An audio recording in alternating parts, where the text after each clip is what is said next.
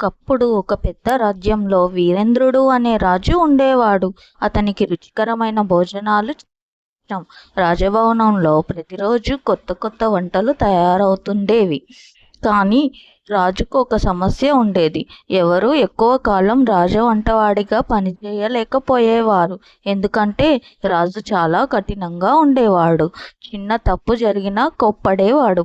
ఒకరోజు సోమయ్య అనే యువకుడు రాజభవనానికి వచ్చాడు.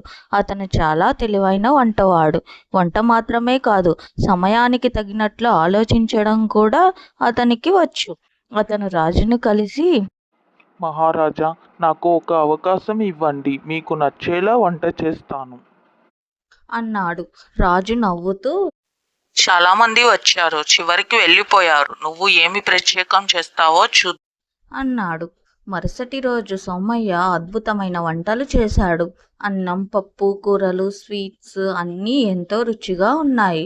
రాజు తిని చాలా సంతోషించాడు. బాగుంది, ఇక నుంచి నువ్వే నా ప్రధాన వంటవాడివి అని చెప్పాడు.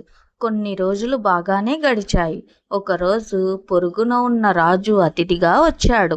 అతనికి ప్రత్యేక విందు ఏర్పాటు చేశారు. సోమయ్య ఎంతో శ్రద్ధగా వంటలు చేస్తున్నాడు. కానీ అకస్మాత్తుగా ఒక పిల్లి వంటగదిలోకి వచ్చి పాల పాత్రను కింద పడేసింది. పాలు అన్నీ నేలపై పారిపోయాయి. ఇది చూసిన సహాయకులు భయపడ్డారు. ఇప్పుడు రాజు కోపంతో మనల్ని శిక్షిస్తాడు అన్నారు. కానీ సోమయ్య మాత్రం ప్రశాంతంగా ఆలోచించాడు. వెంటనే కొత్త వంటకం తయారు చేశాడు. పాలకు బదులుగా కొబ్బరి పాలు ఉపయోగించి కొత్త స్వీట్ తయారు చేశాడు. విందు సమయంలో ఆ స్వీట్ అందరికీ చాలా నచ్చింది.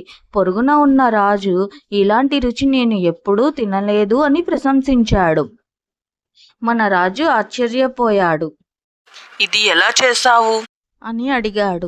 అప్పుడు సోమయ్య జరిగిన విషయం మొత్తం చెప్పాడు. రాజు చిరునవ్వుతో, సమస్య వచ్చినప్పుడు భయపడకుండా తెలివిగా ఆలోచించడం నిజమైన ప్రతిభ అని చెప్పాడు. ఆ రోజు నుంచి సోమయ్య రాజ్యంలో అత్యంత గౌరవనీయమైన వంటవాడిగా ప్రసిద్ధి పొందాడు. నీతి: సమస్య వచ్చినప్పుడు భయపడకుండా తెలివిగా ఆలోచిస్తే పరిష్కారం దొరుకుతుంది. Thanks for watching. Please subscribe.